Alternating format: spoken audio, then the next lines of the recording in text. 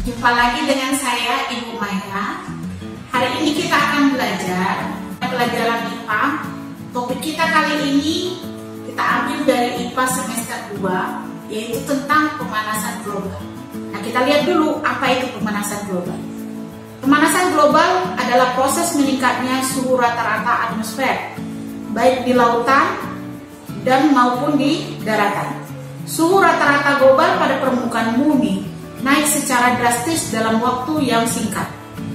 Ini diduga karena aktivitas manusia yang menyebabkan peningkatan jumlah gas rumah kaca atau disebut dengan greenhouse gas yang mengikat panas dan meningkatkan suhu bumi. Nah, apa saja penyebab pemanasan global? Yang pertama, bertambahnya gas-gas rumah kaca di atmosfer yang menyebabkan terjadinya efek rumah kaca secara global.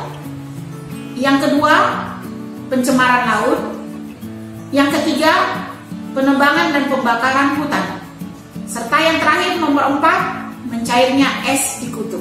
Kita lihat yang pertama, bertambahnya gas-gas rumah kaca di atmosfer yang menyebabkan terjadinya efek rumah kaca secara global. Nah, bisa kita lihat di gambar, ya, di mana yang pertama sinar matahari itu dipancarkan sampai ke bumi. Setelah sampai di bumi, sebagian akan dipantulkan lagi dan sebagian akan diserap bumi.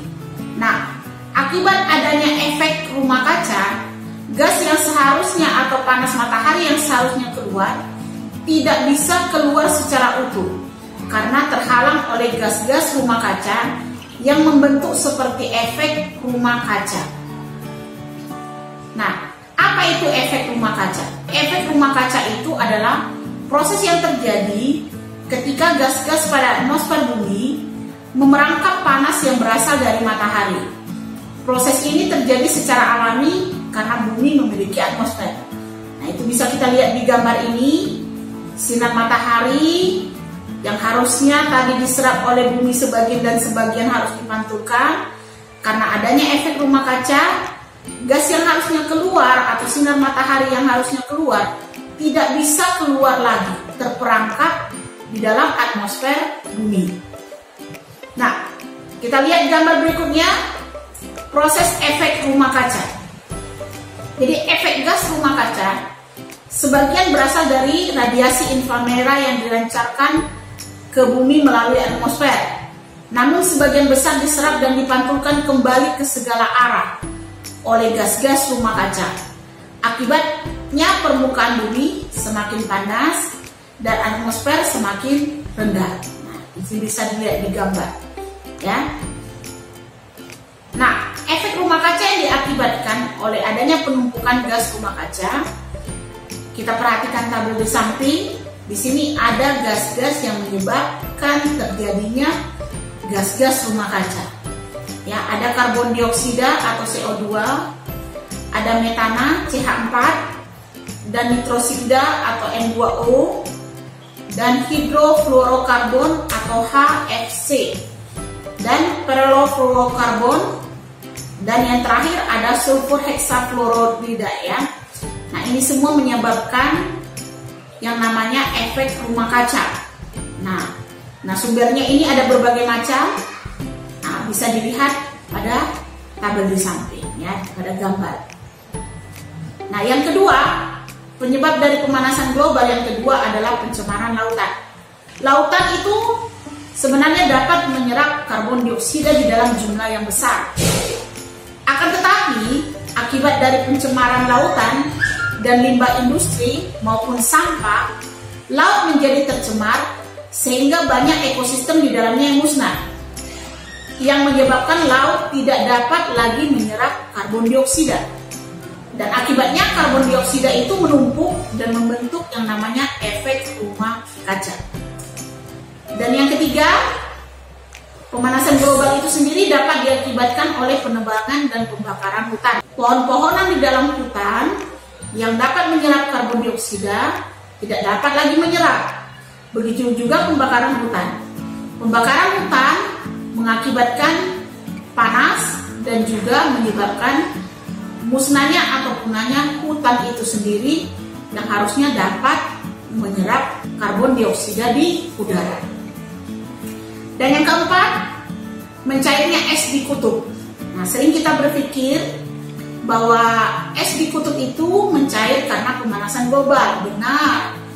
Tetapi ternyata es yang mencair di kutub itu juga bisa mengakibatkan peningkatan suhu bumi atau hubungan es di kutub yang mencair dengan pemanasan bumi. Jadi permukaan es berwarna putih itu harusnya dapat memantulkan lebih dari 60% cahaya matahari.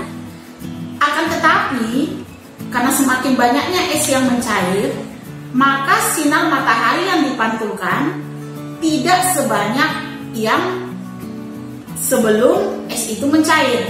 Sehingga kalau dihitung, setelah terjadinya pencairan es, sinar matahari yang dapat dipantulkan hanya 10%. Kita lihat mengapa global warming itu dikatakan mengakibatkan kerugian pada kita manusia. Kita lihat dampak pemanasan global.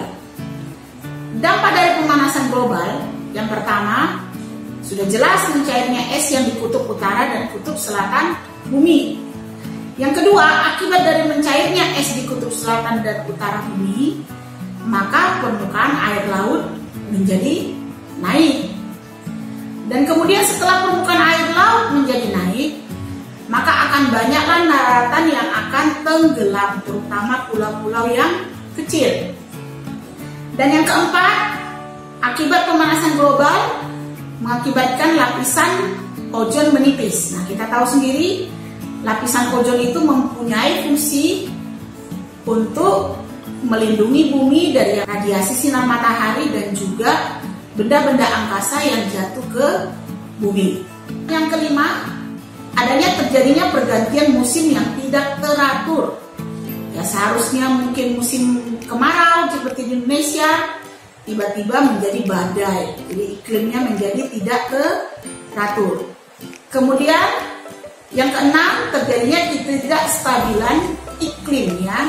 Iklimnya jadi tidak stabil. Tidak seperti yang selama ini kita pelajari. Di antara bulan Maret sampai September harusnya musim kemarau, tapi diselingi dengan tiba-tiba bisa badai dan musim hujan. Sebaliknya dari September sampai Maret yang harusnya musim hujan bisa juga mengalami kekeringan di beberapa daerah. Dan yang terakhir, terjadinya perubahan pola hidup binatang dan juga tumbuhan. Nah, jadi sekarang kita lihat, selanjutnya kalau kita sudah tahu dampaknya, maka kita harus berpikir bagaimana cara mengatasi pemanasan global.